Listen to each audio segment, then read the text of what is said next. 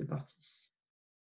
Ça y est, c'est enregistré. Donc, ça, je l'avais dit la dernière fois. Donc, vous voyez ici un exemple extrême de plasticité, c'est-à-dire un développement du cerveau qui s'adapte à la production de la matière grise à la production de la matière blanche, des fibres, dans un cas extrême. Et dans le développement, donc ça commence très tôt, probablement dans l'embryon peut-être, dans l'embryon, sinon dans la très jeune enfance de la personne, eh bien, ce cerveau peut quand même se développer malgré une structure, une géométrie qui n'a strictement rien à voir, avec donc des ventricules qui sont immenses. Et donc là, vous voyez sur cette radio, vous voyez des bribes de circonvolution du cortex sur le côté, ici aussi sur le côté, avec une vue aérienne. Et puis vous voyez que toute la matière blanche et la matière grise s'est limitée au bord de la boîte crânienne. Et le centre est une sorte d'énorme ventricule rempli de liquide. Alors bon, cette plasticité extrême, hein, c'est vraiment un cas particulier. Ce qu'il faut savoir, donc, c'est qu'il y a de la plasticité. Vous avez lu beaucoup de choses sur la plasticité. C'est une thématique très, très, très prometteuse et très importante en neurosciences depuis une vingtaine d'années. La mémoire repose sur la plasticité, l'apprentissage repose sur la plasticité, l'apprentissage repose sur la mémoire. La récupération après des lésions repose sur de la plasticité.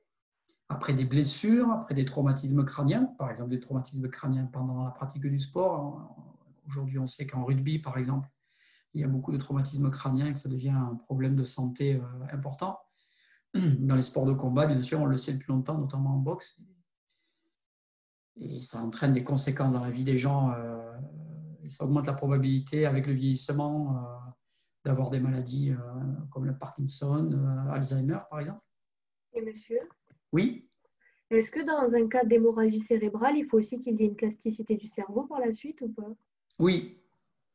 D'accord. Ah oui, dans la plupart des cas, la rééducation, en fait, passe par une plasticité. D'accord, ok.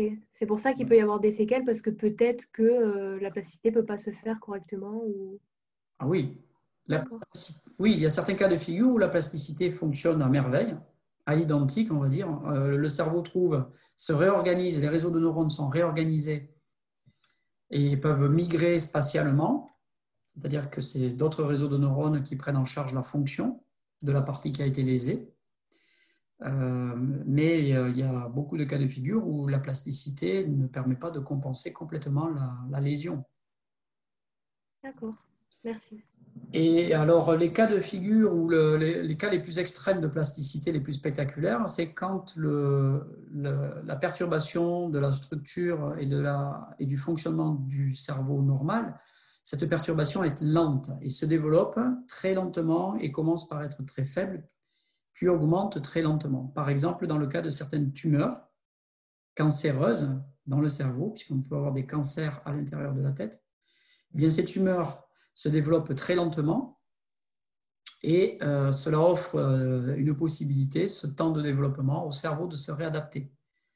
Les troubles qui arrivent, les perturbations qui arrivent de façon soudaine et importante, par exemple certains AVC, eh bien, offrent moins la possibilité à la plasticité. C'est une question de temps, si vous voulez. La réorganisation des réseaux de neurones demande du temps. Et si on lui laisse le temps, cette réorganisation peut se faire. Si on ne lui laisse pas le temps, elle va parfois se faire, et parfois se faire très bien, parfois se faire moyennement bien, parfois se faire mal, voire pas du tout. Voilà. Donc il y a une notion de temps. La plasticité est liée à une notion de temps, ce qui est tout à fait compréhensible, quoi. C'est comme, bon, il y a de la plasticité dans l'entraînement. Quand vous vous entraînez en sport, il y a de la plasticité dans votre cerveau. Il y a de la plasticité musculaire, c'est le même mot qu'on utilise, c'est de la plasticité musculaire. Il y a un changement de fonctionnement de vos fibres musculaires. Voilà.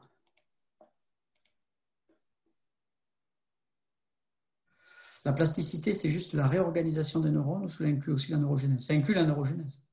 Oui, oui. plasticité, c'est… Alors, quand on dit réorganisation des neurones, en fait, il faut comprendre, pour être plus précis, une réorganisation des connexions entre les neurones. Ce sont les synapses qui changent. Des synapses qui n'étaient pas efficaces deviennent efficaces, des synapses qui étaient efficaces deviennent inefficaces, de nouvelles synapses, des nouvelles connexions entre neurones sont créées. Il y a aussi de la neurogénèse. À faible dose, la neurogénèse chez l'adulte existe, mais à faible dose. Mais elle existe, c'est-à-dire des neurones qui sont créés à partir de cellules souches qui migrent, des cellules souches qui migrent dans le cerveau, qui deviennent des neurones, et ces neurones se greffent à des réseaux de neurones. Mais l'essentiel de la plasticité synaptique, de la plasticité dans le cerveau, c'est la plasticité synaptique. C'est au niveau des synapses que ça se passe, avec des neurones qui sont déjà existants. C'est ça qu'on appelle la réorganisation. Ce n'est pas la réorganisation des neurones, c'est la réorganisation des réseaux de neurones. C'est les connexions entre neurones qui changent. Voilà. Et ça peut être très rapide. Ça peut être très rapide. Vous faites un entraînement manuel comme ceci, hein, très simple. Vous faites ça pendant 1 heure, il y a déjà une plasticité dans votre cortex sensorimoteur.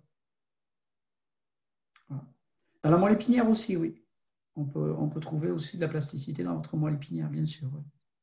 Oui, il y a des réseaux de neurones dans la moelle épinière et puis il y avoir une réorganisation.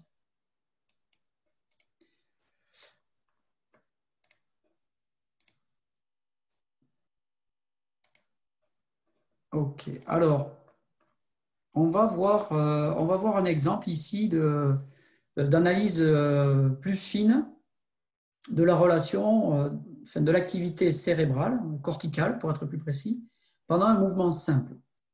Alors je vous ai dit, hein, faites attention, mouvement simple, réfléchissez maintenant, vous savez qu'un mouvement simple veut dire un fonctionnement de le cerveau qui n'est pas simple, qui est tout sauf simple.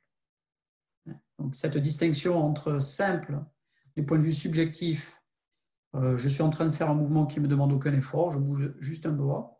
Simple du point de vue observation, oui, ce mouvement me paraît simple alors que ce mouvement me paraît compliqué.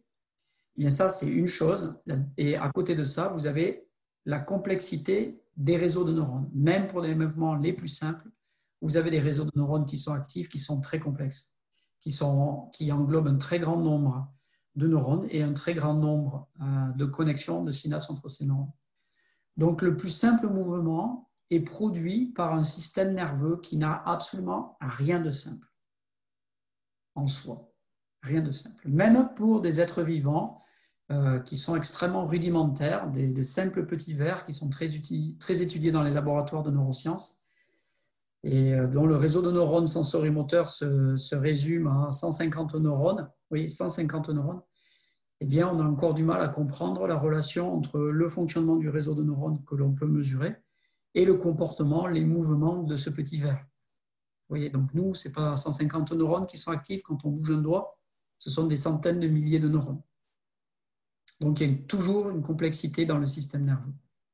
Pourquoi c'est aussi compliqué, ça on ne sait pas.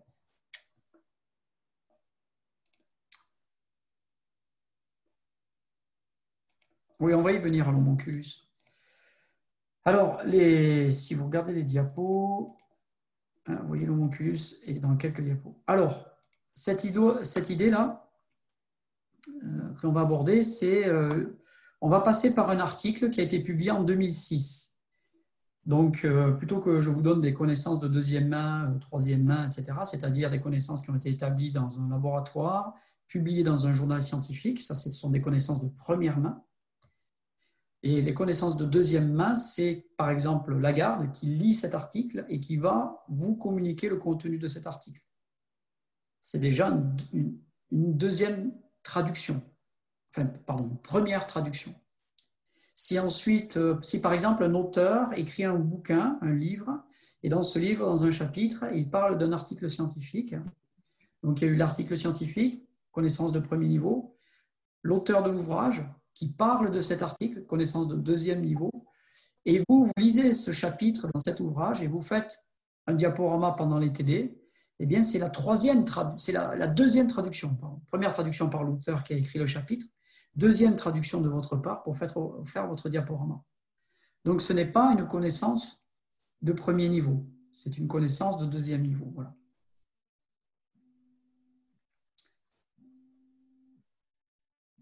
Je reçois un coup de fil, excusez-moi, je vais éloigner le téléphone. Hop.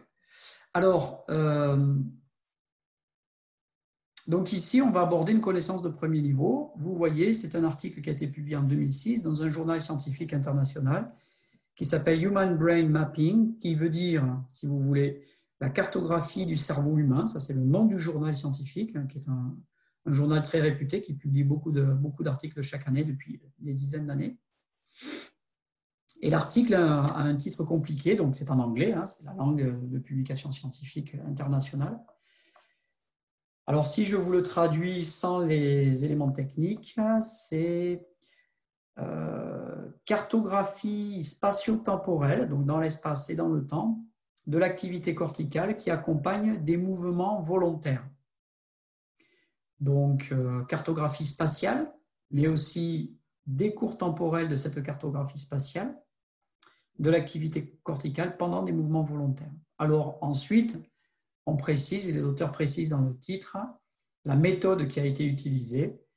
Et là, c'est une méthode que je n'aborderai pas du tout. Je vais vous expliquer le principe, mais enfin, l'objectif de cette méthode, mais pas du tout comment elle fonctionne. Alors, qu'ont fait ces auteurs? Est-ce que j'ai une petite figure? Non, pas plus que ça. Alors, le mouvement extrêmement simple que les auteurs ont étudié, c'est l'appui sur un bouton. Vous voyez, sur cette figure A, ici, il y a une petite flèche où il y a écrit appuie sur le bouton, presser sur un bouton. Ça, c'est la tâche. Donc, la personne est dans un dispositif très sophistiqué. Les participants à l'expérience étaient dans un dispositif très sophistiqué qui mesure l'activité magnétique, le champ magnétique qui est généré par l'activité des neurones. Et ce dispositif est un dispositif d'imagerie cérébrale qui est beaucoup plus cher que l'électroencéphalographie et qui a certains avantages techniques par rapport à l'électroencéphalographie, notamment le fait que les champs magnétiques, quand ils passent à travers les os, la peau, le liquide céphalorachidien et les différents tissus, le champ magnétique n'est pas déformé, alors que le champ électrique, lui, est déformé par le fait de traverser ces différents tissus. Donc, ça permet d'avoir une image plus précise, une localisation plus précise. Alors, la tâche, c'est simple. La personne est dans cette machine qui s'appelle un magnétoencéphalographe. Et donc, c'est une espèce de casque très sophistiqué avec des dispositifs électroniques à l'intérieur qui mesurent des champs magnétiques très, très, très, très faibles, beaucoup plus faibles que le champ magnétique terrestre entre le pôle sud et le pôle nord. Et le participant lui demande de temps en temps, quand il veut, d'attendre quelques secondes et puis d'appuyer quand il veut ou quand elle veut, un homme ou une femme, d'appuyer sur un bouton, sans bouger le reste du corps, juste appuyer sur un bouton. Alors, quand on a une activité comme ça, on parle d'activité volontaire. Ce n'est pas une activité réflexe, ce n'est pas une activité de réaction, c'est une activité endogène, c'est la personne elle-même qui génère cette activité et qui décide quand est-ce qu'elle va accomplir son mouvement. Donc le timing du mouvement, le moment de déclenchement, n'est pas décidé par la personne qui fait l'expérience ou par une stimulation externe. C'est endogène. C'est la personne qui initie son mouvement. Quand la personne va initier son mouvement, donc elle faisait un appui sur un bouton avec l'index de la main droite, donc l'activité est essentiellement du côté contralatéral, c'est la voie pyramidale croisée, la voie motrice pyramidale croisée. C'est le cortex contralatéral, donc essentiellement du côté gauche, qui va être actif. Les réseaux de neurones du côté gauche qui vont être actifs dans les zones sensorimotrices, c'est-à-dire aire motrice supplémentaire, aire prémotrice, aire motrice primaire, aire somatosensorielle primaire, essentiellement. Donc l'activité de neurones va augmenter dans ces aires-là. Cela va générer localement, les neurones vont être synchronisés localement pendant l'activité. Cela va générer un courant électrique local. Et ce courant électrique local, ça ce sont des lois de la physique, va générer un courant, donc un déplacement de particules chargées les charges en électricité, ce sont des coulombs, et ça se mesure aussi en ampères, le courant. Ça va générer un champ électrique que pourrait mesurer l'électroencéphalographie, et ça va mesurer automatiquement, c'est les lois de la physique, un champ magnétique que va mesurer notre machine ici, la machine qui a été utilisée dans cette expérience. Et c'est ce champ magnétique qui est mesuré à la surface de l'ensemble du cortex. Et ensuite, on en fait une cartographie qui permet de savoir quelles zones du cortex étaient actives et à quel moment, c'est-à-dire d'avoir le décours temporel de cette activité. Donc, on a l'espace, quelles zones sont actives, et on a aussi le temps, le décours temporel de cette activité. Alors, qu'est-ce qu'on voit ici? On voit un premier graphique où on a l'amplitude de ce champ magnétique en fonction du temps. Le temps a été, l'échelle du temps a été organisée de manière à ce que le temps égal à 0 corresponde au moment où la personne fait le mouvement, c'est quand elle appuie sur le bouton, et le temps qui précède, noté ici en secondes, est noté en temps négatif, c'est-à-dire 1 seconde avant le mouvement, 2 secondes avant le mouvement, 3 secondes avant le mouvement, 4 secondes avant le mouvement, etc. Et puis en temps positif pour ce qui succède au moment où on appuie sur le bouton, donc 1 seconde, vous voyez ici, après le mouvement. Alors qu'est-ce qu'on constate immédiatement? La personne est en train d'attendre, hein. On lui a dit, ben, quand tu veux, tu appuies sur le bouton. Elle attend un petit peu, puis elle se dit, bon, ben voilà, je ne vais pas attendre 2 heures, hein, puisqu'il va falloir répéter ça quand même un certain nombre de fois pendant l'expérience, 40 fois, 50 fois. Bon, donc je vais appuyer maintenant. Et puis elle appuie. Voilà. Puis l'expérimentateur lui dit, OK, on va recommencer. Maintenant, appuyez sur le bouton quand vous voulez, attendez un petit peu et de nouveau appuyez. Puis elle recommence, et puis ainsi de suite, ainsi de suite, ainsi de suite. Et qu'est-ce qu'on voit? Avant qu'il y ait le moindre mouvement, avant qu'il y ait la moindre contraction musculaire au niveau de son fléchisseur de l'index qui permet d'appuyer sur le bouton, on a une activité qui commence à augmenter dans son cortex sensorimoteur. Donc, l'activité commence à augmenter. Pour cet essai-là, 2 secondes, même 2 secondes et demie avant le début du mouvement. Donc, qu'est-ce que ça nous montre? Ça nous montre que dans son système sensorimoteur, il y a une activité qui précède le mouvement. On peut appeler ça de l'anticipation, on peut appeler ça de la préparation du mouvement, on peut appeler ça l'intention du mouvement, on peut appeler ça aussi la décision du mouvement. La personne est en train de se dire, bon, ben, je vais appuyer. Hein, ça y est, elle génère de façon endogène son mouvement, et cette activité précède toute contraction musculaire. Ça, c'est dans le cortex sensorimoteur? Ça, c'est dans le cortex sensorimoteur. On l'observe dans le cortex moteur primaire, on l'observe aussi dans le prémoteur, et on l'observe aussi dans l'aire motrice supplémentaire. Ok. Cette activité qui précède le mouvement.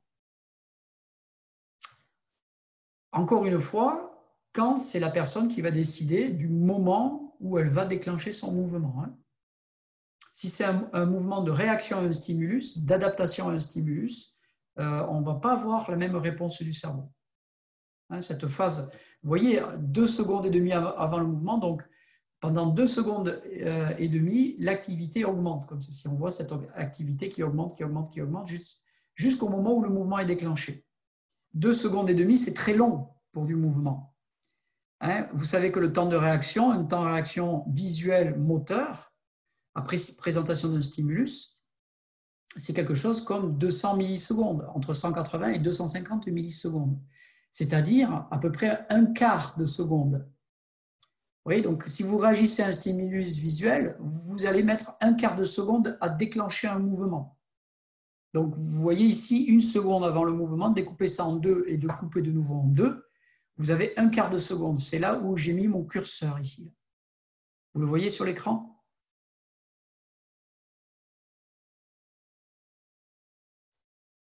Oui.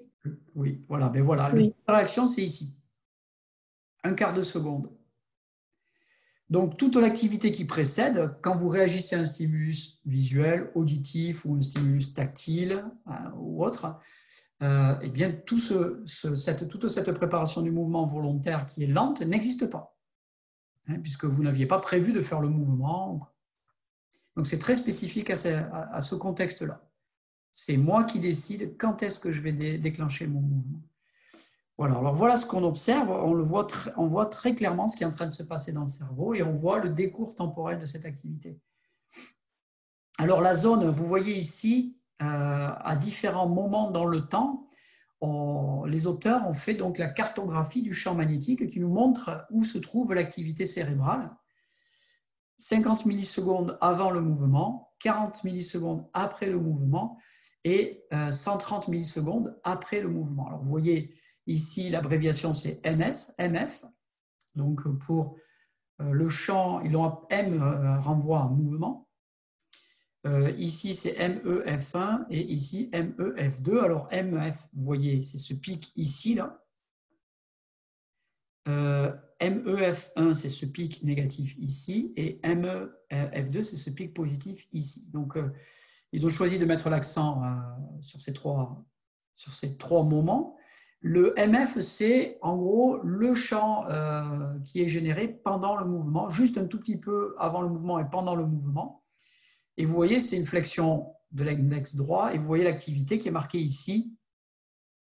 L'électrode qui est présenté, le capteur qui est présenté sur ce graphique, c'est le capteur qui est marqué ici en blanc. Tous les autres petits points noirs sont d'autres capteurs. On a mis une centaine, voire 150 capteurs à la surface de la tête. Et celui qui est représenté ici, c'est celui qui est marqué en blanc, beaucoup plus gros ici. Là. Et donc, c'est un capteur qui est au-dessus des zones sensorimotrices, ici spécifiquement d'une zone motrice primaire. Vous voyez que l'activité se situe ici. Alors, comment je peux dire que l'activité se situe ici? Parce que vous voyez, il y a un côté rouge et un côté bleu dans le champ magnétique. Ce sont des couleurs pour indiquer deux pôles, comme si vous aviez un pôle nord et un pôle sud. D'un côté, vous avez le champ magnétique qui rentre, de l'autre, vous avez le champ magnétique qui sort du cerveau. Et pourquoi il y a ce champ magnétique? Eh bien, parce qu'entre les deux pôles, ici, il y a un courant qui est généré par l'activité synchronisée des neurones qui sont situés dans cette zone-là. Vous voyez qu'un peu plus tard, après le mouvement, juste un petit peu après le mouvement, si vous regardez les couleurs, vous le voyez ici, l'orientation du champ magnétique a été inversée. Et donc, le courant dans le cerveau généré par l'activité des neurones, le sens de circulation du courant, lui aussi a été inversé. Donc, on voit juste avant et juste après le mouvement, moins 50 millisecondes avant, 40 millisecondes après, on voit une inversion de la direction du courant. Et si on regarde un peu plus tard encore, 130 millisecondes après, on voit de nouveau une inversion de la direction du courant, puisqu'il y a une inversion du champ magnétique, ça indique une inversion de la direction de circulation du courant. Et on voit aussi que l'orientation entre ce que je vais appeler le pôle sud et le pôle nord, si vous voulez, entre l'entrée et la sortie du champ magnétique, cette orientation n'est plus essentiellement gauche-droite comme au début, mais elle est plutôt oblique, gauche avant, droite arrière. Hein. Vous voyez, c'est plutôt en oblique. Donc, qu'est-ce qu'on voit ici? Grâce à une technologie de mesure et de calcul mathématique sur cette mesure, on voit la cartographie de l'activité du cerveau et on voit son changement à différents moments dans le temps. Je vais passer sur des détails. Ici, il y a beaucoup de non-dits. Je ne vous explique pas les lois de la physique qui sont les relations entre le courant électrique, le champ magnétique. C'est ce qu'on appelle les lois de l'électricité ou les lois de Maxwell, hein, puisque la personne qui les a pour la première fois décrites mathématiquement de façon exacte s'appelait Maxwell. Ce sont des lois qui sont extrêmement importantes. Je ne vous les réexplique pas ici, ou je ne vous les explique pas, c'est des lois qui sont un peu compliquées.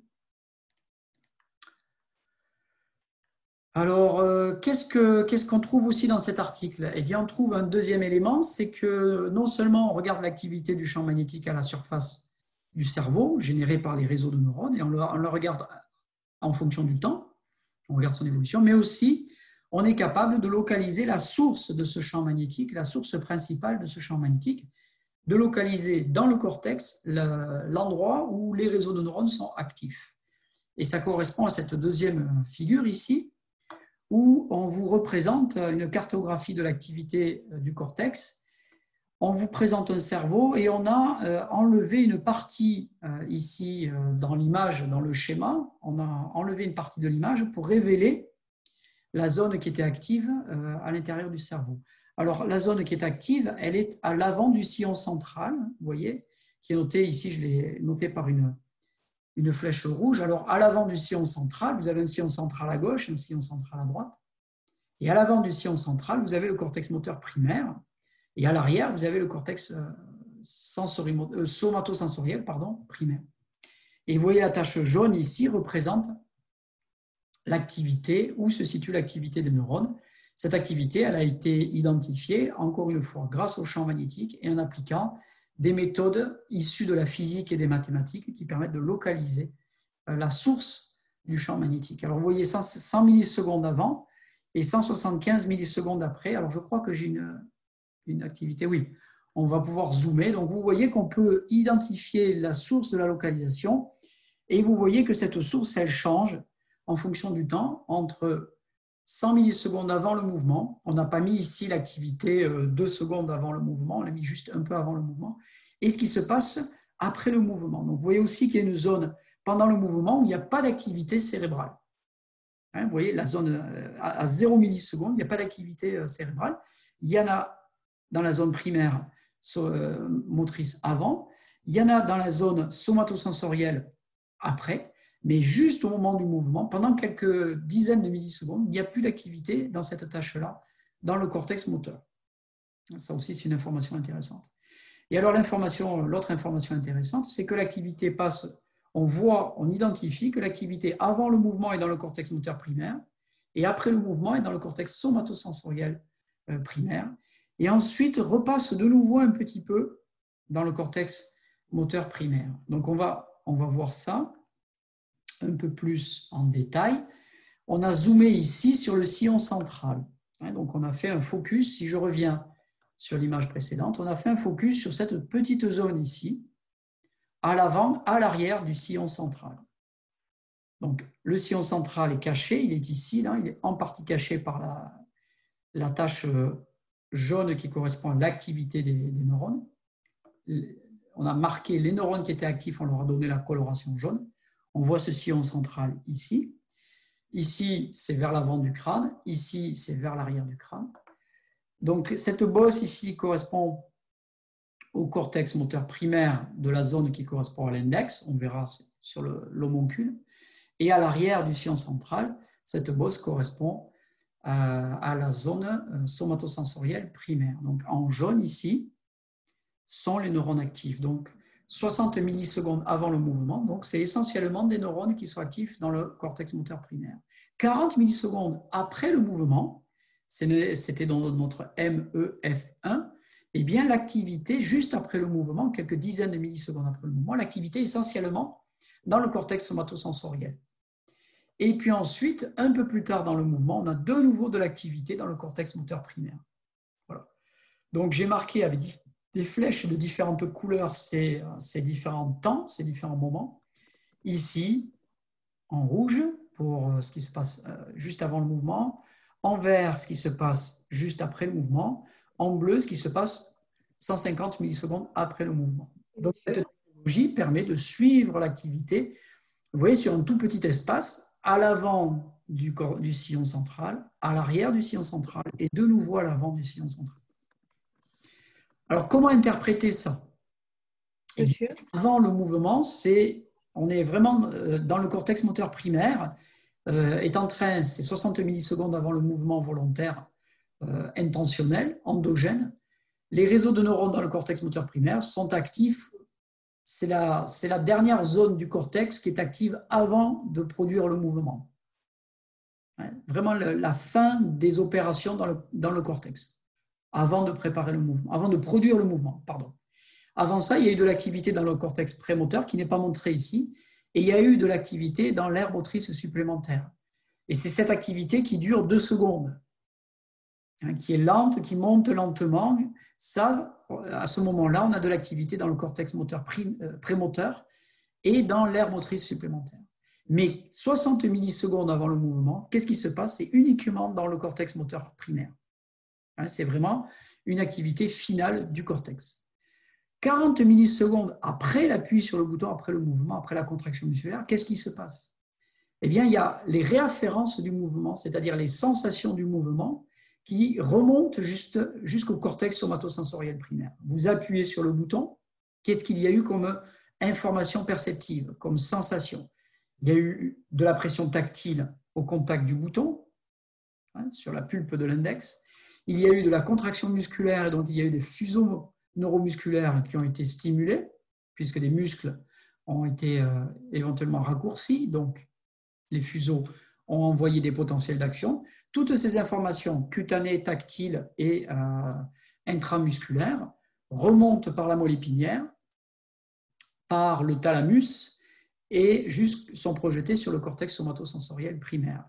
Et c'est ce qu'on voit ici, 40 millisecondes après le mouvement. Donc c'est ce qu'on appelle le feedback du mouvement, le retour du mouvement, les réafférences du mouvement, ou alors, si vous préférez, les sensations qui sont produites par le mouvement. Donc là, on les voit, elles sont mesurées, elles ont une réalité, elles sont objectivables, c'est un fait, avec une erreur de mesure, comme dans toute mesure, mais on peut mesurer les sensations du mouvement qui reviennent immédiatement après le mouvement. Vous voyez, 40 millisecondes après. L'activité qui a lieu dans le cortex moteur primaire 150 millisecondes après le mouvement, par contre, celle-là est beaucoup plus difficile à interpréter. Et à ce jour, je ne connais pas d'interprétation très précise de cette activité. 150 millisecondes après le mouvement volontaire, la personne est au repos, il n'y a plus d'activité musculaire, il n'y a plus de sensation de mouvement. Le cortex moteur primaire est de nouveau un petit peu actif. Ça, je ne connais pas d'interprétation. Alors, je vois des questions ou des réactions. Monsieur, Oui. On parle que de l'activité des neurones avant et après le mouvement. Et pendant le mouvement, c'est quelle zone qui est active? Eh bien, comme vous l'avez vu ici, jusqu'à moins 50 millisecondes, voire un tout petit peu après, il y a de l'activité dans le cortex. Mais au moment précis où le doigt appuie sur le bouton, il n'y a plus d'activité corticale qui est mesurée avec cette technique. Le cortex est silencieux. Qu'est-ce qui se passe? Qu'est-ce que vous savez de la contraction musculaire, vous?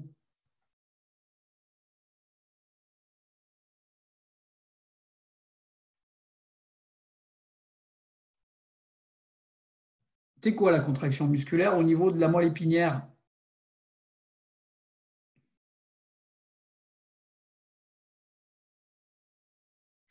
Ça, c'est une question auquel vous devriez répondre. Je pense que ça a été abordé C'est recevoir une information, un stimuli, par les entrées sensorielles du coup, dans la moelle épinière par l'arrière. Ensuite, il va y avoir un motoneurone qui va transformer ce stimuli en, comment on dit, en potentiel d'action, en nécessité d'agir. Et ce motoneurone, il va propager l'information jusqu'à un muscle, par exemple, le fléchisseur de l'index. Et il va y avoir les fuseaux neuromusculaires autour de la fibre musculaire, je pense, qui vont se faire se contracter le muscle. D'accord. Alors, c'est pas mal. Je vais corriger quelques éléments pour que ce soit plus précis. Ici, on est dans un cas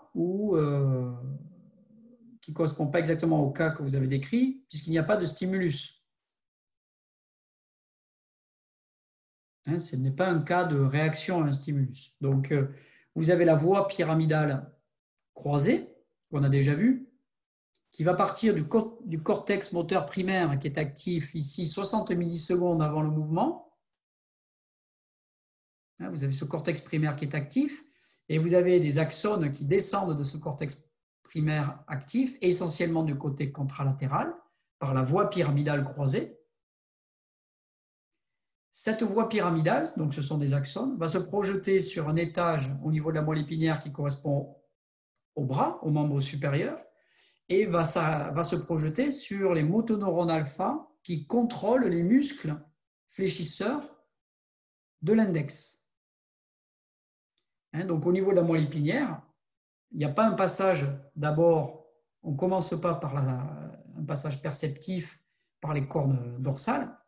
Non, c'est la voie pyramidale qui va stimuler les neurones de la moelle épinière, les motoneurones alpha, donc des réseaux de motoneurones alpha. Et ces réseaux de motoneurones alpha, ils vont contracter le muscle. Ça c'est la première petite précision. Deuxième précision, les motoneurones alpha n'envoient pas de l'information aux muscles. Les motoneurones alpha envoient des potentiels d'action aux muscles qui vont se propager le long des axones des motoneurones alpha. Donc, ils envoient des potentiels d'action. Ces potentiels d'action arrivent sur la plaque motrice qui fait l'interface entre la fibre nerveuse et la fibre musculaire. Cette plaque motrice dispose de synapses à acétylcholine, donc libère de l'acétylcholine dans le milieu du muscle, dans la fibre musculaire, dans l'environnement de la fibre musculaire. Voilà. Qu'est-ce qui se passe donc pendant le mouvement, entre ces quelques dizaines de millisecondes avant le mouvement et le mouvement? Qu'est-ce qui se passe? Eh bien, l'activité, elle est à ce niveau. Elle est au niveau des motoneurones alpha et de la plaque motrice et des fibres musculaires. Mais elle n'est plus au niveau cortical, ou en tout cas, elle est tellement faible au niveau cortical, si elle existe, qu'elle n'est pas mesurée par cette technique. Vous voyez? C'est ça l'idée. Donc, pendant le mouvement lui-même, le cortex est quasiment silencieux. Ça se comprend bien. L'activité dans M1 est générée dans les réseaux de neurones de la main, spécifiquement réseau de neurones qui s'occupe de l'index. Cette activité dans ces réseaux donne des potentiels d'action qui descendent par la voie pyramidale croisée. Ces potentiels d'action mettent du temps pour descendre jusqu'à l'étage du membre supérieur. Ça prendra encore plus de temps s'il s'agissait de la jambe. Ça s'arrête à l'étage du membre supérieur dans la moelle épinière, mais ça a pris du temps pour descendre, puisqu'il y a 20-30 cm, ça dépend de votre taille. Donc le potentiel d'action met du temps pour descendre. Quand ils arrivent à l'étage de la moelle épinière, il n'y a plus besoin d'activité au niveau cortical. Tous les potentiels d'action ont été envoyés vers la moelle épinière. Et ensuite, ça prend plusieurs dizaines de millisecondes pour arriver dans la moelle épinière et activer les motoneurones alpha de la moelle épinière. Et là aussi, il y a de nouveau un délai entre l'activité de ces motoneurones alpha pour aller contracter les fibres musculaires qui contrôlent la flexion, donc le fléchisseur de l'index qui va appuyer sur le bouton. Est-ce que c'est plus clair comme ça? Donc en fait, quand il n'y a pas d'activité dans le cortex moteur lors du mouvement, c'est parce qu'en fait, tous les potentiels d'action sont descendus dans le muscle qui va faire l'action, quoi. Ils sont d'abord descendus dans la moelle épinière. Il y a eu des synapses entre la voie pyramidale et les motoneurones alpha, organisés eux aussi à l'étage de la moelle épinière sous forme de réseau. Il y a des synapses à l'étage de la moelle épinière. Et ces neurones sont actifs et eux, dans un deuxième temps, envoient leur potentiel d'action vers le muscle. Ok. Donc il y a une cascade comme ça, vous voyez. Ici, on est dans un cas où il y a une seule action, donc un seul mouvement, et on a une séquence d'opérations. On peut l'analyser d'une certaine manière comme une séquence. Dans ce cas-là, où il y a juste un mouvement, je décide que je vais faire un mouvement, ça me prend dans mon cerveau, je me dis, bon, tiens, je vais préparer le mouvement, allez, je vais démarrer, je choisis le timing, c'est moi qui choisis le timing. Quand est-ce que je vais déclencher? Ça prend 2 secondes, aire motrice supplémentaire, cortex prémoteur.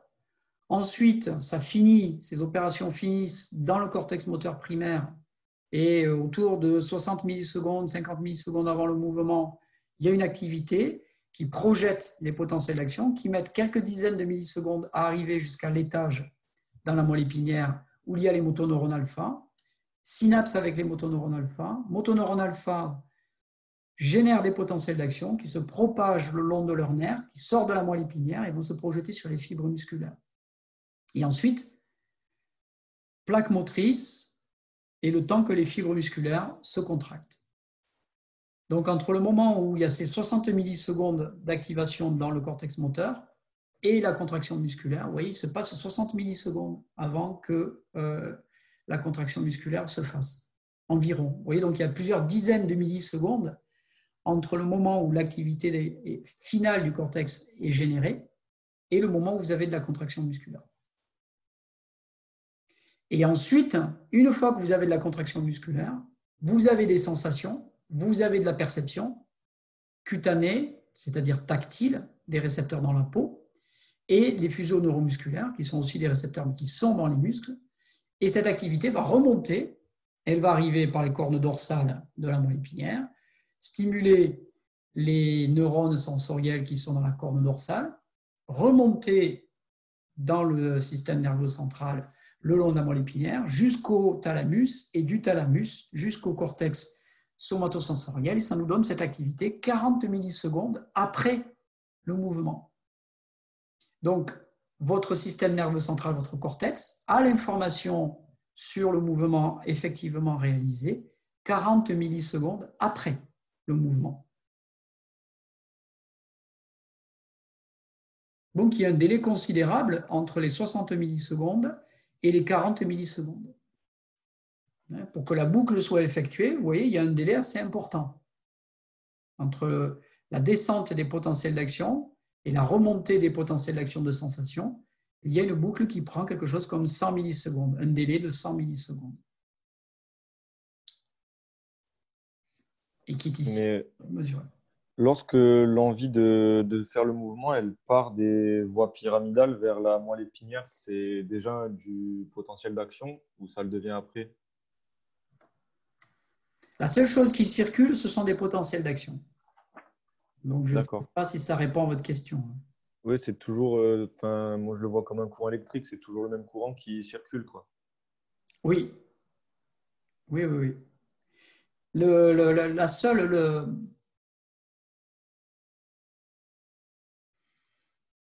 je ne vais pas dire de bêtises, mais oui, l'activité neuronale, alors, oui, l'activité neuronale, c'est à 90% de l'activité électrique, donc des potentiels d'action. Ce qu'on appelle les potentiels d'action, qui est cette activité électrique qui est très spécifique. Ce n'est pas du potentiel électrique dans la terminologie de l'électricien ou la terminologie du physicien, c'est du potentiel d'action, ce que vous avez vu l'an dernier. Le potentiel d'action, c'est une activité très particulière qui est générée dans la membrane du neurone et qui se propage le long de l'axone du neurone, depuis le corps cellulaire du neurone jusqu'à l'extrémité, l'arborescence de l'axone, l'extrémité de l'axone. Ça, c'est le potentiel d'action. Et c'est 90% de l'activité des neurones. Les neurones peuvent connecter entre eux avec des synapses chimiques, mais pour activer une synapse chimique entre deux neurones, eh bien d'abord, il a fallu que le premier neurone génère un potentiel d'action qui arrive à sa synapse. Donc, il y a toujours de l'activité électrique. Et ce qui se propage dans le système nerveux, à tous les étages, c'est de l'activité électrique, sous forme de potentiel d'action. Par exemple, la sensation cutanée quand la personne appuie sur le bouton, eh bien, dans les récepteurs cutanés dans la peau, donc il y a des récepteurs cutanés, des récepteurs de sensations cutanées, des sensations de pression, notamment des sensations de vibration. Eh bien, ces récepteurs, qu'est-ce qu'ils font? Ils déchargent des potentiels d'action chaque fois qu'on les fait vibrer ou chaque fois qu'on les contraint mécaniquement, qu'on appuie mécaniquement, qu'on applique une force sur eux. Ils génèrent des potentiels d'action et ces potentiels d'action se propagent de l'index le long du bras jusqu'à la moelle épinière, corne dorsale de la moelle épinière, et ensuite ils remontent par des câblages de fibres, par de la fibre blanche, ils remontent jusqu'au thalamus et du thalamus jusqu'au cortex somatosensoriel et aux neurones des cortex somatosensoriels. Mais ce qui se propage depuis les récepteurs jusqu'à la moelle épinière, jusqu'au cortex somatosensoriel primaire, où ça arrive 40 millisecondes après, ce qui se propage, ce sont des potentiels d'action. C'est-à-dire que les récepteurs cutanés qui sont dans votre peau sont capables de générer des potentiels d'action. Quand vous appuyez dessus, quand vous appliquez une force dessus, quand vous les faites vibrer, quand vous frottez le dessous du doigt, vous le sentez. Si vous le sentez, c'est qu'il y a une sensation. S'il y a une sensation, c'est qu'il y a des potentiels d'action. Il n'y a pas d'autre solution. Voilà. Alors, l'activité feedback ne passe pas par la voie pyramidale. La voie pyramidale, c'est une voie de haut en bas. Donc, ce sont d'autres voies somatosensorielles, je ne les vois pas en cours. il y a des voies somatosensorielles qui remontent et c'est pas la même voie que la voie pyramidale croisée. C'est un autre nom. Il y en a plusieurs d'ailleurs.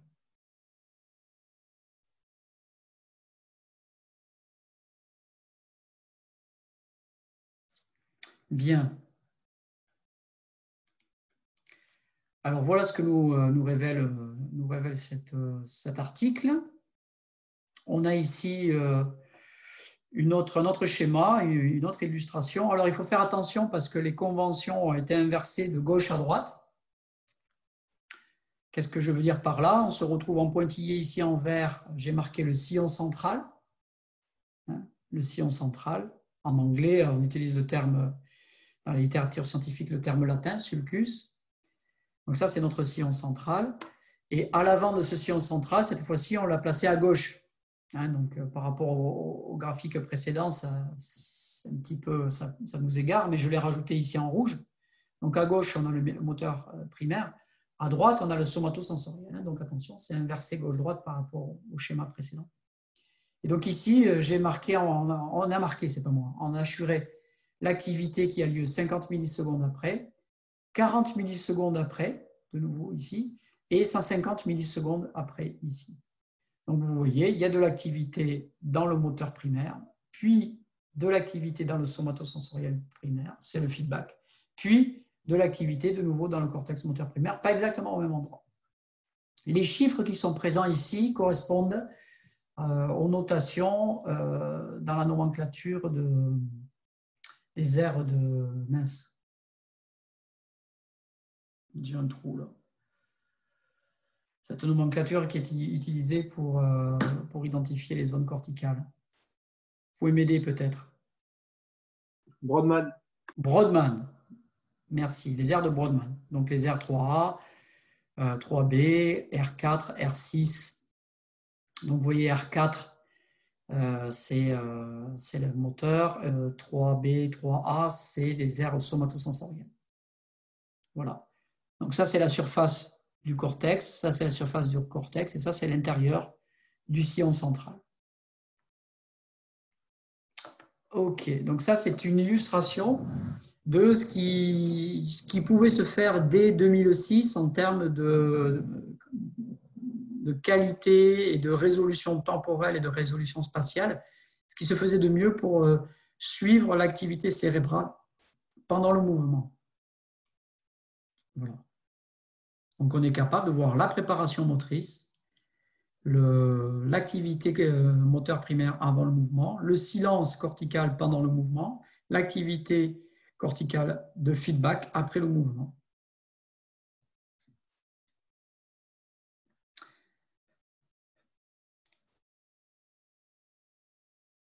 Ce qui a été inversé, c'est moteur primaire, la position de moteur primaire par rapport à somatosensoriel. Gauche-droite. Pour répondre à la question, mais quelqu'un y avait déjà répondu. Alors, il y a une notion qui est classique en neurosciences quand on parle de motricité, c'est celle d'homoncule. On dit homunculus. Et vous voyez ici une représentation schématique de ce qu'on entend par l'homoncule sensoriel. Qu'est-ce que ça veut dire, cette notion d'homoncule? C'est que les différentes zones de votre corps sont connectées à des réseaux de neurones qui sont localisés dans votre cerveau. Il n'y a pas une zone où, à l'intérieur de cette zone, vous avez tous les réseaux de neurones de l'ensemble de votre corps qui sont mélangés. Non, il y a une séparation spatiale, une ségrégation, pour utiliser certains termes de neurosciences, une ségrégation entre les différentes zones de votre corps. C'est-à-dire, les réseaux de neurones qui s'occupent des mouvements de votre index, ils sont dans telle zone, de votre majeur dans telle zone, de votre petit doigt dans telle zone, de votre pouce dans telle zone, de l'épaule dans telle zone, du coude dans telle zone, du pied, etc., du genou, de la hanche, des muscles du buste, des muscles de la nuque, des muscles du visage. Donc, il y a une séparation des réseaux de neurones dans le cortex moteur primaire qui s'occupent de telle ou telle ou telle ou telle ou telle zone de votre corps, telle partie de votre corps. C'est ce qu'on appelle l'homoncule. Alors, cet homoncule, il vient avec deux variantes. Il y a l'homoncule sensoriel. J'ai commencé à parler de l'homoncule moteur, mais il y a l'homoncule sensoriel. Et il y a l'homoncule moteur, donc c'est celui dont je parle. L'homoncule sensoriel, c'est la même chose que ce que je viens de dire, mais pour les sensations. Il y a dans votre cortex somatosensoriel primaire une séparation des différentes parties de votre corps. Plus précisément, pour parler de façon plus correcte, il y a une séparation des réseaux de neurones qui, chacun de ces réseaux est connecté à une partie distincte de votre corps. Donc, dans le somatosensoriel primaire. Il y a le réseau de neurones lié aux sensations de votre pouce, de votre poignet, de votre index, de votre majeur, de votre petit doigt, de votre auriculaire, de votre visage, de votre nuque, de votre buste, de vos jambes, de vos pieds, etc. Donc, toutes ces zones sensorielles sont séparées. Il y a une superposition à la frontière entre ces différentes zones. Il y a une superposition. Mais quand on s'éloigne de cette frontière entre les différentes zones, on a une réelle séparation de ces zones-là. C'est ce qu'on appelle l'homoncule sensoriel.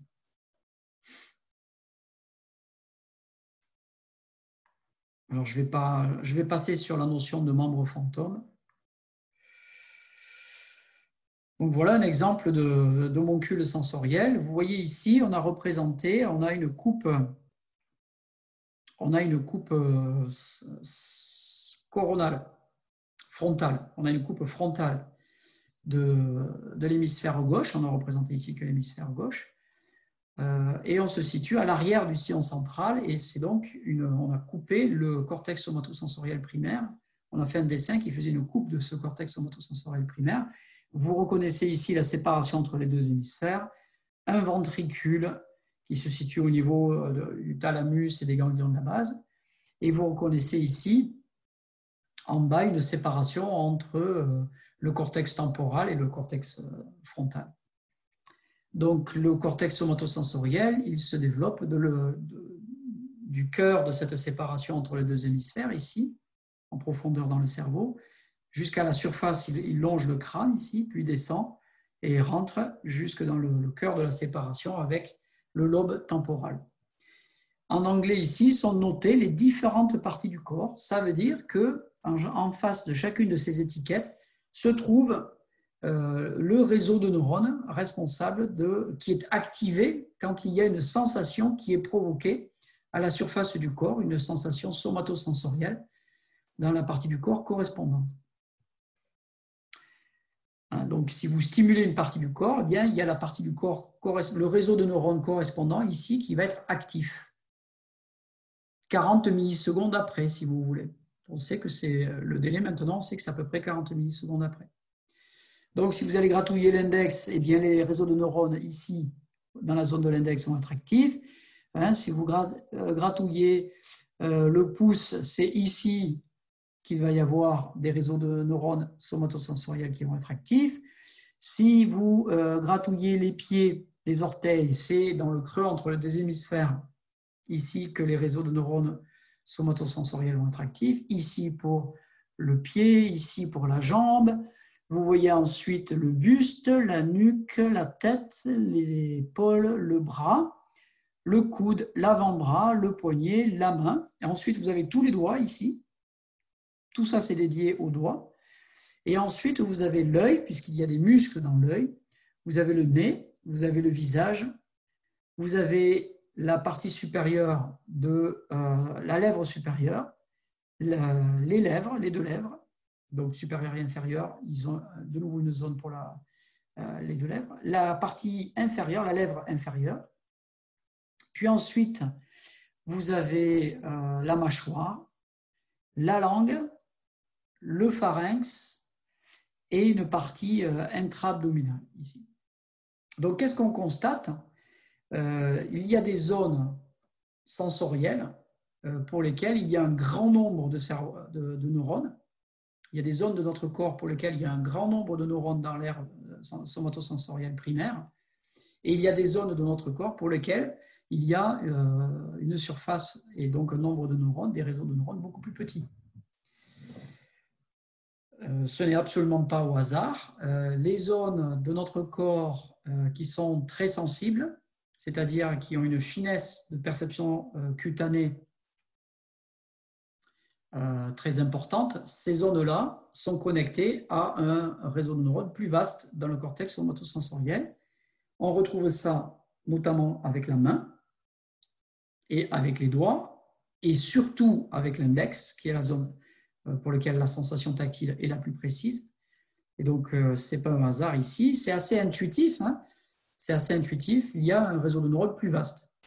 Comme si, pour avoir de la finesse perceptive, il fallait plus de neurones. Voilà, tout se passe comme ça. C'est ce qu'on observe. Les zones avec la finesse de perception la plus grande ont une surface et un nombre de neurones dans le cortex somatosensoriel plus grand. Donc le pied, les orteils n'ont pas une zone très importante, mais quand même beaucoup plus grande que la jambe et la hanche. Vous voyez la zone du corps où il y a un décalage entre la taille de cette partie du corps et la taille des réseaux de neurones somatosensoriels. Une différence la plus grande, c'est pour la jambe. Vous avez une grande partie du corps, une petite partie, un petit réseau de neurones, deux petits réseaux de neurones. C'est idem pour le buste. Tout ce qui est le buste, c'est-à-dire toute la partie à l'avant, sur les côtés et dans le dos du buste, eh bien, c'est un petit réseau de neurones. Idem pour le bras. Vous avez un petit réseau de neurones pour le bras. Monsieur? Voilà, oui. C'est un rapport avec les guilis ou pas? Les zones sous les bras et des zones sensibles? Avec l'équilibre? Non, les guilis, Ah non. les chatouilles. Non, rien? Non.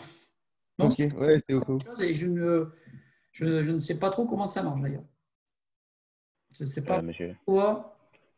Je ne sais pas pourquoi ça nous fait des sensations bizarres, enfin spécifiques, une stimulation tactile dans certaines parties du corps. Ok, merci. Je ne sais pas. Ce Monsieur. qui est intéressant, c'est qu'on ne peut pas se faire des chatouilles soi-même. C'est-à-dire que l'activité endogène, comme tout à l'heure pour appuyer sur le bouton, que l'on initie nous-mêmes, si on se stimule soi-même, on ne provoque pas cette sensation de chatouillement. Ou alors on va la provoquer, mais de façon très très faible. Il faut que ça vienne de l'extérieur. Il ne faut pas que ce soit provoqué par un mouvement volontaire. Ça, c'est assez étonnant. Ça, par contre, je sais que ça a été étudié en neurosciences. C'est un phénomène intéressant. Alors, ce que l'on voit ici, c'est que la zone pour laquelle les réseaux de neurones sensoriels sont les plus vastes, c'est la zone de la bouche. C'est la zone des lèvres et c'est la zone de la langue. Mais vous voyez, la zone des lèvres, lèvres supérieures, lèvres inférieures, c'est une zone qui est vraiment immense, et la zone de la langue. Et effectivement, pourquoi cela? On peut essayer de réfléchir.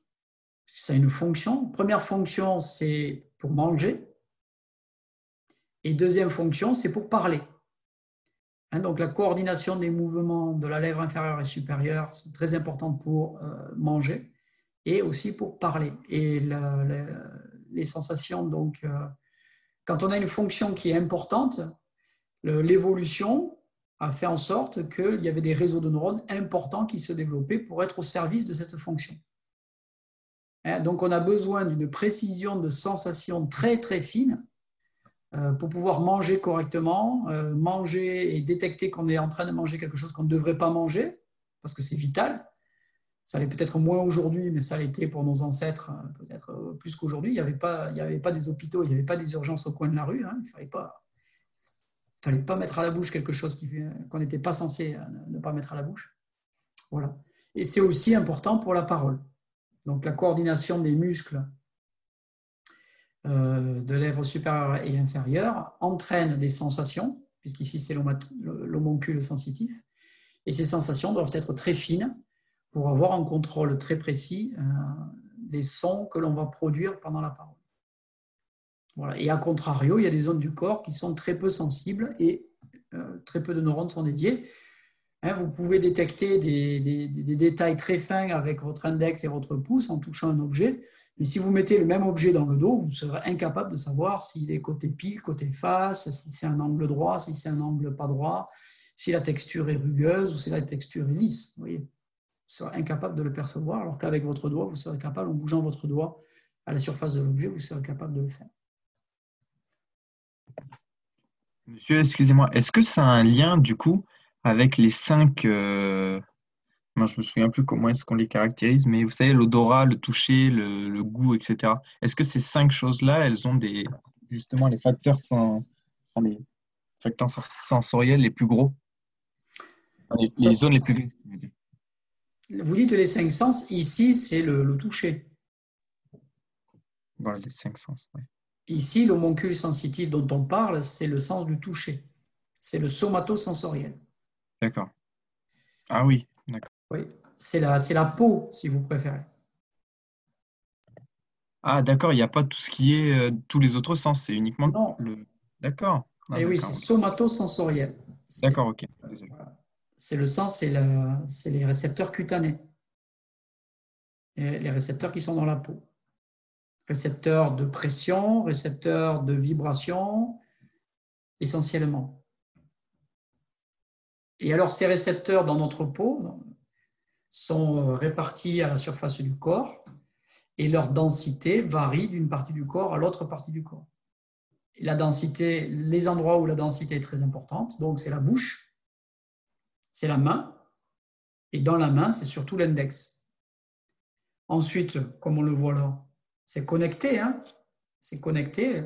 Chaque fois que vous avez beaucoup de récepteurs sensoriels dans la peau, dans une zone, alors dans votre homoncule sensitif, vous allez avoir beaucoup de neurones. Donc vous avez pas mal de densité de récepteurs dans les orteils, sur la peau des orteils, sur la peau des pieds.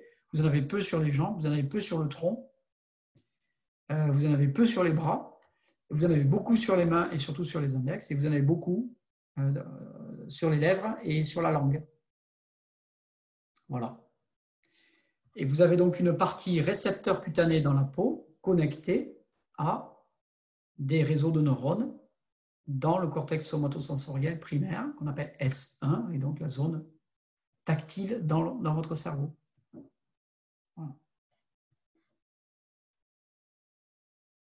Voilà. Monsieur, Oui. est-ce que vous savez si si on peut trouver sur Internet un homoculus similaire, mais plus précis sur les neurones sensitifs, puisqu'il y en a plusieurs, comme vous l'avez dit, il y a les neurones qui chargent, il y a les capteurs de pression, il y a les neurones qui vont donner la température, ceux qui vont donner la douleur, ceux qui vont transmettre la douleur. Est-ce qu'il y en a un similaire, mais qui serait plus précis sur les neurones sensitifs? Je ne sais pas.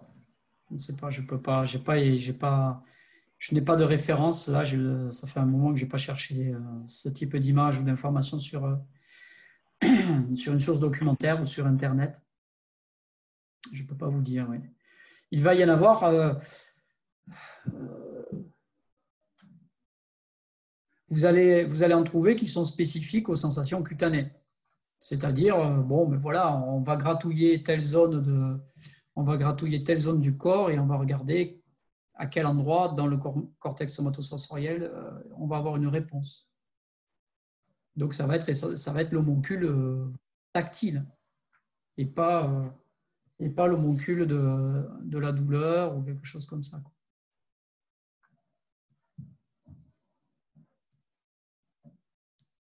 Par contre, je ne suis pas sûr qu'on a pu isoler un homoncule pour les récepteurs de pression, les récepteurs de vibration. Voilà. On va aborder dans la partie perception de mon cours, si j'ai le temps de l'aborder, différents récepteurs qui sont situés dans la peau. Hein? Les récepteurs cutanés, en fait, ils sont multiples. Il n'y a pas un seul récepteur cutané. Il y en a plusieurs types qui sont logés à différentes couches dans votre peau. Alors, si je saute très rapidement à cette partie du cours, parce que je l'ai ouvert ici, donc on va voir ça très très rapidement et ensuite je reviendrai.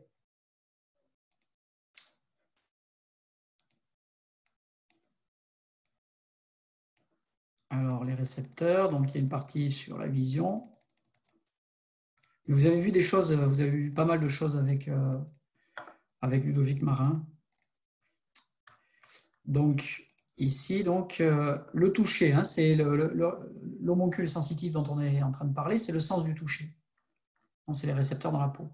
Donc ici, je vous ai fait un petit schéma et j'ai pris des figures sur Internet. Vous avez la peau, donc l'extérieur, et puis vous avez l'intérieur.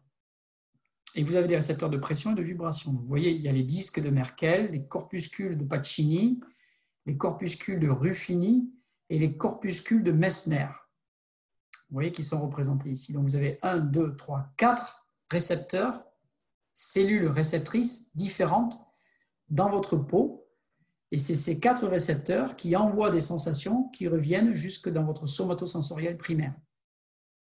Et ces différents récepteurs sont sensibles à des stimulations mécaniques de nature sensiblement distinctes les unes des autres.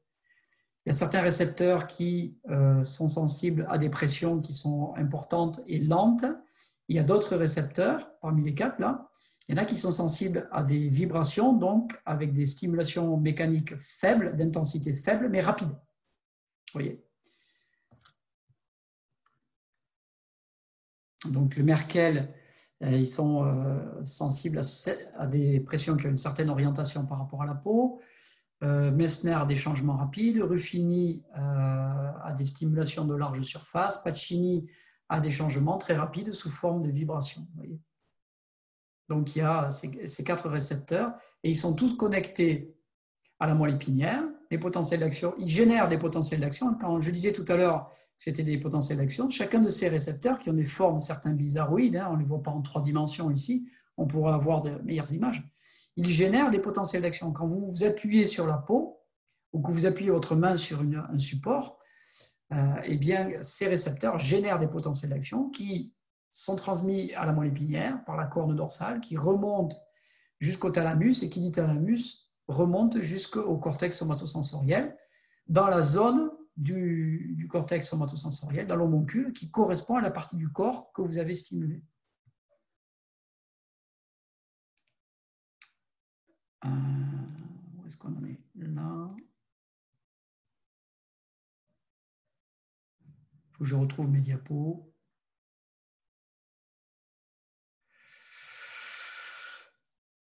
Pour revenir à l'homoncule, tic tac tac tac tac tac tac, ici. Voilà. Alors si on essaie de faire un schéma un peu bizarroïde de l'homoncule sensoriel, si on essaie de représenter les parties du corps en proportion de la taille des réseaux de neurones correspondant dans le cortex somatosensoriel, eh bien on aurait un corps qui aurait cette tête-là. On aurait des bras tout petits, des jambes toutes petites, en correspondance de mains qui seraient énormes, et de lèvres supérieures et inférieures énormes, et d'une langue énorme. Voilà. On peut remarquer qu'il s'agit d'un homme, a priori, et qui n'a pas beaucoup de cheveux.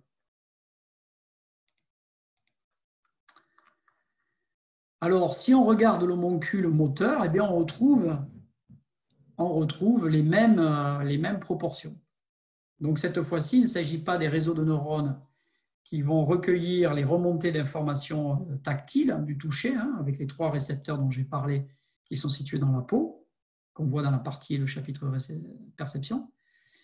Cette fois-ci, on les a représentés, cet homoncule, par simplicité, on l'a représenté dans l'autre hémisphère, pour pas qu'il y ait de confusion, mais on a la même chose à gauche et à droite.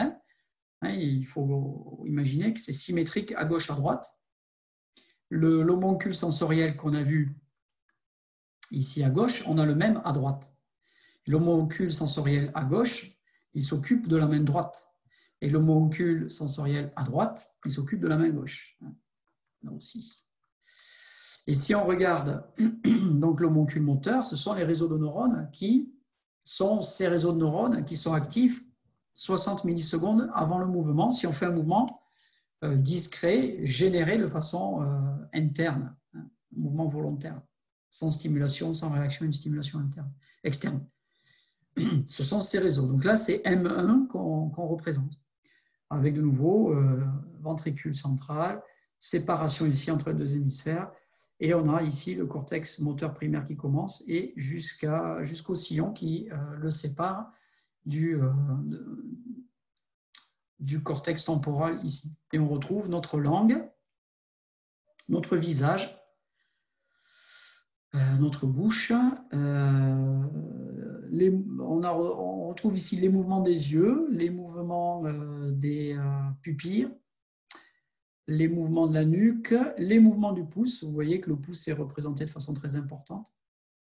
Les mouvements des différents doigts, les mouvements de la main, donc plutôt la paume de la main. Et puis ensuite, on retrouve poignet, coude, épaule, tronc, cheville, genou, pardon, tronc, hanche, genou, cheville et les orteils. Alors, ce qui est intéressant, la différence avec l'homoncule sensoriel, c'est que cette fois-ci, c'est le pouce dans la main qui est connecté, cette partie du corps est connectée au plus large réseau de neurones moteurs. C'est le pouce, ce n'est pas l'index. Hein, du point de vue sensation, c'est l'index, le plus sensible. Du point de vue moteur, celui qui a le réseau de neurones correspondant le plus grand, c'est le pouce. Deuxième chose qui est intéressante ici, il ne s'agit plus de la lèvre supérieure et de la lèvre inférieure, il s'agit du visage et de la vocalisation. C'est-à-dire, vous voyez ici, là, vous avez tout ce qui est vocalisation, c'est-à-dire tous les muscles à l'arrière de votre bouche et au début de votre gorge qui s'occupent de la production sonore, production du son, la vocalisation. Donc ça occupe des muscles et qui sont connectés à de grands réseaux de neurones dans le cortex moteur primaire. Voilà. Mais pourquoi? Parce que cet organe qui génère la parole, qui génère des sons, est un organe très sophistiqué. Ouais, c'est vraiment quelque chose de très, très sophistiqué et qui est très, très largement inconscient. Hein. Quand vous parlez, vous n'êtes pas en train de vous dire, tiens, je vais contracter les muscles comme ci, je vais contracter les muscles comme ça. On ne sait pas ce qui se passe ici. Hein. Moi, je n'ai pas du tout conscience quand je parle de ce qui se passe ici. Ça va trop vite, j'en sais rien. Mais il y a énormément de contractions musculaires très, très délicates, très complexes, très riches qui se passent dans cette partie de notre corps. C'est un organe moteur fondamental. Et évidemment, ce n'est pas un organe moteur qui est classiquement important dans le monde des STAPS, étant donné les applications des formations en STAPS. Mais d'un point de vue des neurosciences, c'est un organe moteur fondamental, extrêmement sophistiqué, qui est beaucoup plus sophistiqué que le bras, beaucoup plus sophistiqué que les jambes. Voilà.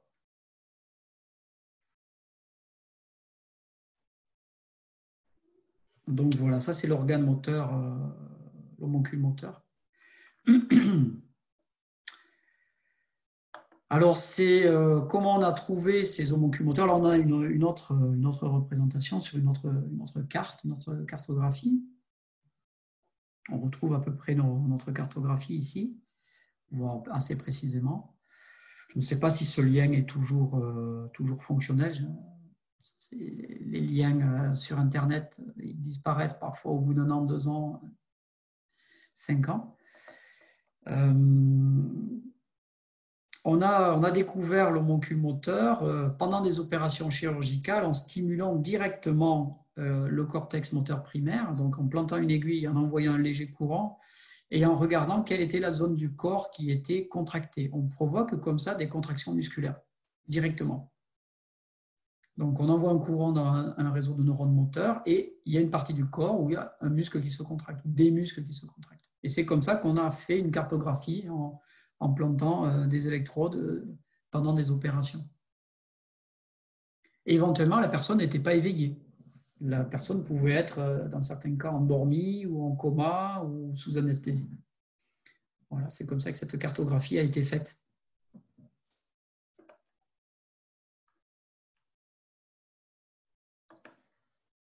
Bien, est-ce qu'il y a des questions par rapport à cette partie ?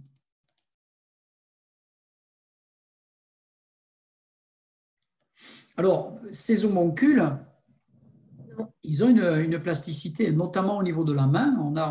On fait des expériences d'apprentissage et on se rend compte que l'homoncule moteur et l'homoncule somatosensoriel de la main, des doigts de la main, peuvent changer et on peut mesurer ces changements en l'espace de 20 minutes, 1 heure, 2 heures. Comme je vous disais, si on vous fait faire des exercices avec les doigts de façon répétée pendant 1 demi-heure, avec des repos bien sûr, pour que ce ne soit pas trop épuisant ni trop ennuyeux, on peut mesurer une plasticité, des modifications de l'activité dans l'homoncule moteur et l'homoncule sensitif. Si la personne a une pratique aussi très spécifique qui concerne une partie du corps, notamment de nouveau la main, on va retrouver des conséquences sur son homoncule moteur et sensoriel concernant la partie du corps de la main, par exemple. Ça, on l'a trouvé chez des violonistes, chez des guitaristes, chez des musiciens. On a bien montré ça, qui développaient une motricité et une finesse perceptive très importante pour les doigts de la main. Et on se rend compte que ces homoncules, ils sont plus grands. Ils se sont étendus, ils ont pris plus de place. Voilà. Un autre phénomène de plasticité, donc ça, c'est des plasticités liées à des apprentissages. Alors, des apprentissages, je vous dis, hein, en 20 minutes, 1 heure, donc c'est assez rapide, on peut trouver des modifications, légères modifications de cette cartographie des zones du corps, essentiellement concernant la main.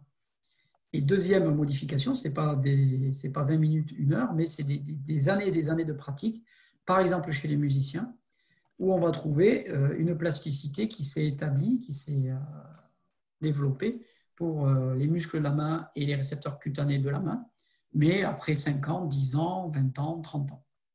Donc une échelle temporelle beaucoup plus importante. Mais du coup, monsieur, la plasticité, ça se trouve, je n'ai pas compris, mais la plasticité, ça rejoint l'homuncule.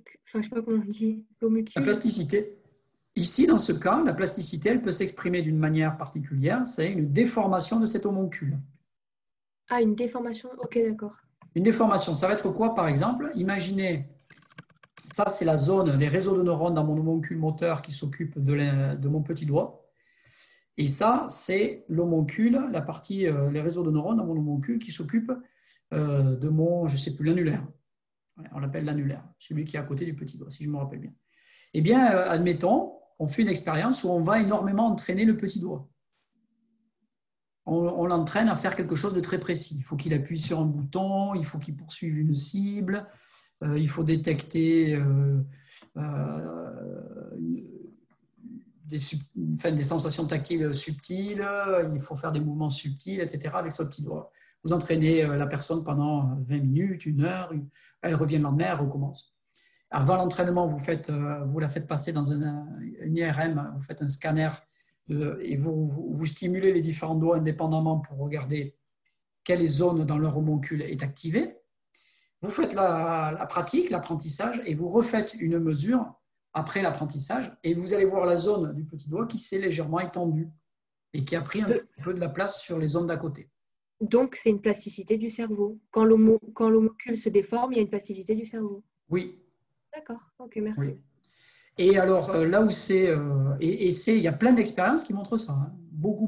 Depuis 15 ans, 20 ans, on peut le voir, quoi, avant, après apprentissage.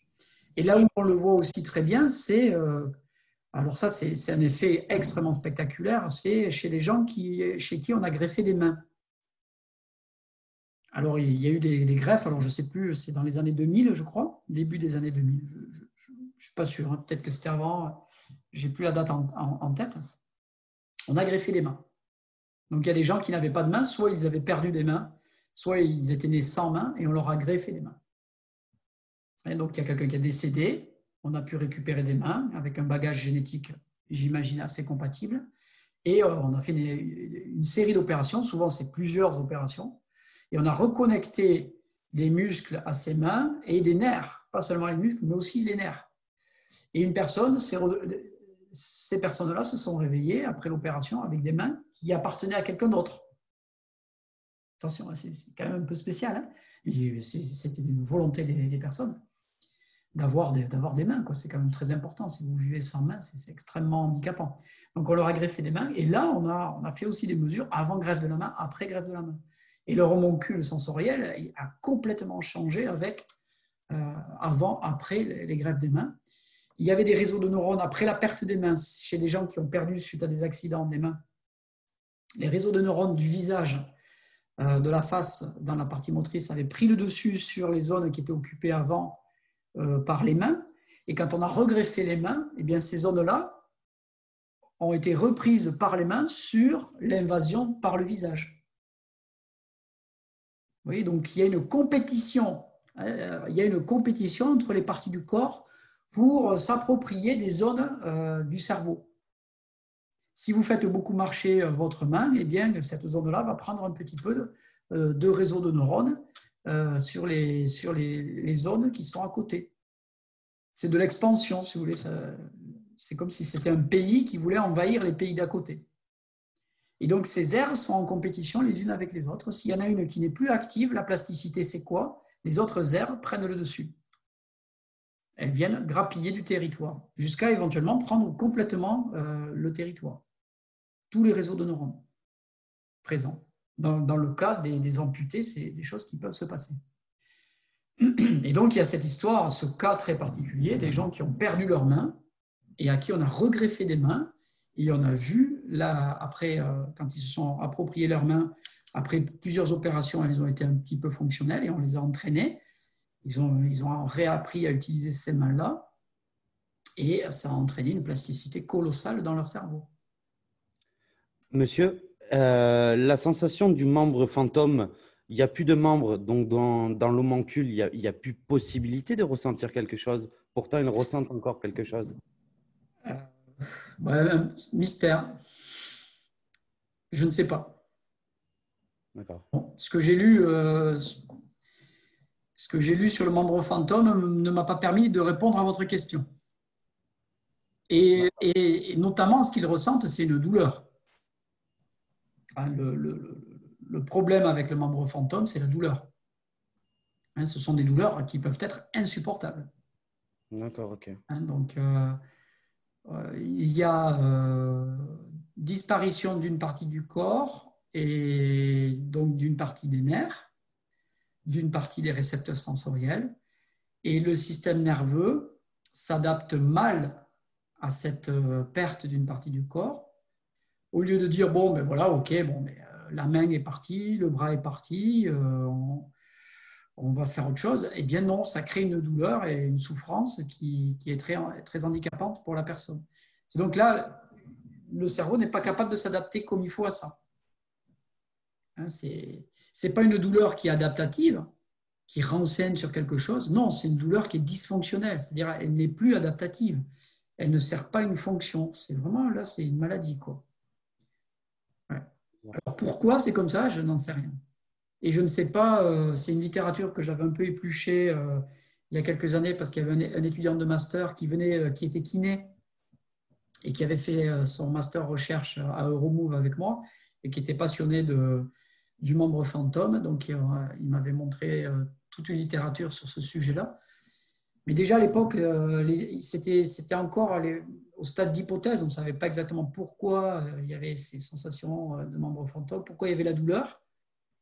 Je ne sais pas depuis, parce que ça, c'était il y a 5 ans, 6 ans à peu près, vous voyez. Donc, ça a peut-être évolué depuis. D'accord. C'est ce qui se passe avec le cancer du sein, je ne sais pas. Vous voulez dire après ablation du sein? Je ne sais pas. Oui, monsieur, je crois que, alors je ne sais plus si c'était des connaissances à moi qui avaient dit ça ou pas, mais qu'en gros, ouais, c'est ça. Après une ablation, si vous voulez, la personne, parfois, elle pouvait ressentir toujours des douleurs dans le sein, alors que finalement, il n'y avait plus de sein du tout. Et en fait, après, on ne savait pas tellement. En fait, ça rejoint la question du coup, mon camarade qui disait d'où est-ce que ça vient, mais au final, on ne savait pas tellement. Moi, je ne sais pas. Je ne vous dis pas que les progrès, je ne suis pas à jour sur ces connaissances. Les neurosciences, c'est très, très, très vaste. J'ai une petite question par rapport à ça. Est-ce Oui. on ne devrait pas prendre aussi en compte les facteurs psychologiques, peut-être, non?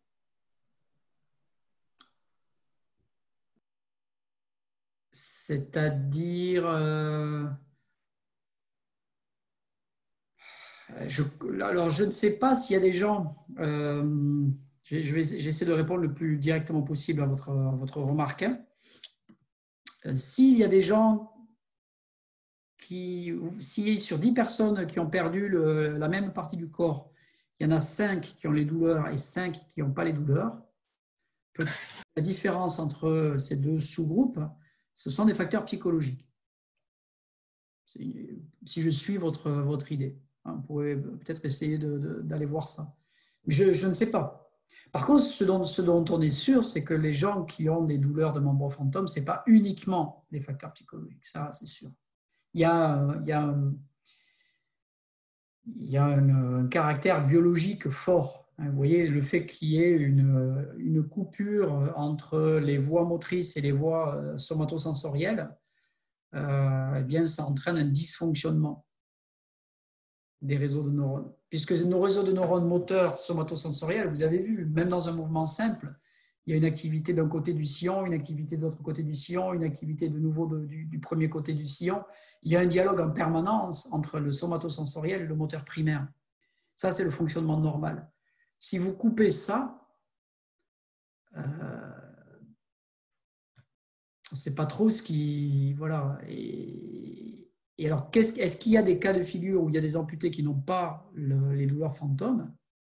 Est-ce que tous les amputés ont des douleurs fantômes? Je ne sais pas. Je ne suis pas sûr d'ailleurs. Et pourquoi les uns les ont et pourquoi pas les autres?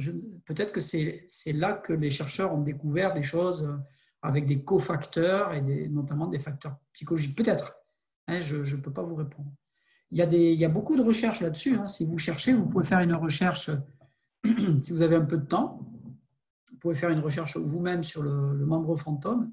Il y a de la littérature en français, il y a des hôpitaux qui en France travaillent là-desus, il y a des collègues enseignants-chercheurs qui travaillent là-dessus, il y a quelques collègues enseignants-chercheurs en STAPS qui travaillent là-dessus.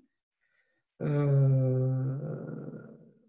y avait 2 collègues à Marseille en STAPS qui travaillaient sur le membre fantôme depuis 5 ans. Alors, je vais un peu peut-être... C'était Josina de Graaf et Caroline Nicole à Marseille, qui sont maîtres de conférences en STAPS et qui font de la recherche en neurosciences. Voilà, qui travaillaient sur un projet là-dessus. Et il y a probablement d'autres collègues en STAPS. Et après, bien sûr, il y a des collègues en médecine, en neurosciences, physiologie, biologie, qui n'ont rien à voir avec les STAPS, qui travaillent aussi là-dessus. Ça, c'est pour la France. Et bien sûr, il y a des équivalents dans tous les pays où il y a de la recherche en neurosciences. Voilà, si ça vous intéresse, vous pouvez aller regarder un petit peu en cherchant avec des mots-clés, membres fantômes. Et... Voilà. Bien, alors, moi je vous propose de nous quitter là-dessus aujourd'hui. La prochaine fois, on abordera le système limbique. Je ne pense pas qu'on va le faire. Il y a eu, je crois, quelques textes qui ont porté là-dessus. On va passer assez rapidement sur la perception, puisque Ludovic Marin l'a abordé, mais on va revoir certains éléments dans la perception. Et puis ensuite, on va aller voir un chapitre sur des réflexes. On verra l'essentiel sur des réflexes. Je vais faire le point aussi sur le nombre de cours qui me reste, parce qu'il ne doit pas en rester beaucoup. Et puis, éventuellement, j'avais une partie du cours, mais j'en ai traité une partie en L1, en contrôle moteur, sur les invariants, mais ça fait peut-être pas de mal, s'il reste du temps, pour revoir quelques-uns de ces invariants moteurs. Voilà. J'avais une question, excusez-moi. Oui. Vous venez de citer le cours de L1, c'est ça, mais ça veut dire que ça peut, enfin, le contrôle terminal peut porter aussi sur le contrôle moteur qui a été fait l'année dernière? Non. D'accord, ok, c'est pour ça. Non. Moi, l'évaluation porte sur les cours qui ont été faits cette année. Il n'y aura pas les variants, hein? Si j'ai le temps de les traiter. Mais il vous reste 1h30, monsieur, la semaine prochaine. Après, on n'a plus cours avec vous. Ah, il me reste un seul cours? 1h30 la semaine prochaine et après, on n'a plus, oui. Ah, après, c'est la quille. Super. Eh oui. Je ne pense pas que ce soit opportun de mettre les variants, monsieur, du coup. Tout à fait d'accord. Ça vous a marqué, cette affaire? On n'aura pas le temps, monsieur. Un enfer. Il y en a qui ne l'ont même pas traité, en fait. Donc, voilà. Même ceux qui l'ont traité, c'est aussi galère. Ouais, grave. Ben, ça y est, sur YouTube. Ah, Non, merci, c'est bon. Ouais, Si je fais... Monsieur, soyez gentil, s'il vous plaît. Oui, c'est vrai, comme il y a quelqu'un qui a dit dans le chat, il y a plein de personnes qui sont arrivées cette année et du coup, qui n'ont pas du tout vu les invariants. C'est pour ça que j'ai posé la question. De toute façon, toute façon, moi, en évaluation, je ne traite que ce que j'ai fait dans le cours. D'accord. Vous voyez mon écran là? Oui. Donc, si je vais sur YouTube, les vidéos, il va y en avoir de l'an dernier encore. Ah, les voilà. Invariant, synchronisation, invariant. Vous voyez, il y a des trucs là. Hein? Ah, et puis c'est court, hein? 30 minutes. Oh là là. Vous voyez? Mauvais souvenir. Oui, oui, mais enfin, c'est pas de cette année, quoi. C'est de l'année dernière. Il nous reste 1h30. Je suis pas sûre qu'on ait le temps. Déjà, les réflexes, la perception et tout ça, c'est bien. Ah, peut-être que je vais faire une petite révision sur les invariants maintenant que Mais non. Pourquoi faire? puisque vous insistez tant, je me dis que quelque part. Monsieur, si vous ne nous le faites pas, on vous offre des chocolats à la fin de l'année, si vous voulez. Ouais, non, les On va pas le voir. chocolats, c'est pas trop mon truc. Ah mince. Non, enfin, c'est-à-dire que moi, j'aime bien les chocolats, mais c'est pas réciproque. Non, ouais. Non, pour les invariants, alors visiblement, ça vous a paru un peu difficile, mais la notion de redondance Ah non. moléculaire, Ah non. Mais monsieur, rien du tout. On l'a déjà vu l'année dernière, s'il vous plaît. elle est très importante. Non, mais écoutez-moi. Écoutez-moi, il vaut mieux écouter. C'est très important.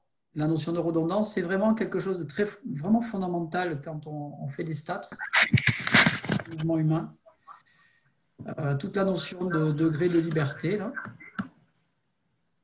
La notion de raideur, hein, parce que la co-contraction musculaire qui permettent de rendre une articulation plus ou moins souple, plus ou moins raide, ça aussi c'est très important. Vous allez contracter à la fois des fléchisseurs et des extenseurs autour d'une articulation et vous allez la rendre raide ou la rendre souple, c'est importante. La notion de synchronisation, c'est une notion importante. C'est référencé? Voilà, ça c'est des notions importantes. Et la notion d'information, hein, c'est aussi une notion importante. L'information perceptive au service du mouvement. Voilà. Donc finalement, ça ne fait pas énormément de choses. C'est ça qu'il est corporel. Voilà. Mais Julien Bitz, Florent Dupart, alisez ton micro, vos micros s'il vous plaît. Il y a moyen de négocier avec la bouteille, pas forcément. Une bouteille de pastis, on se cotise. Corruption.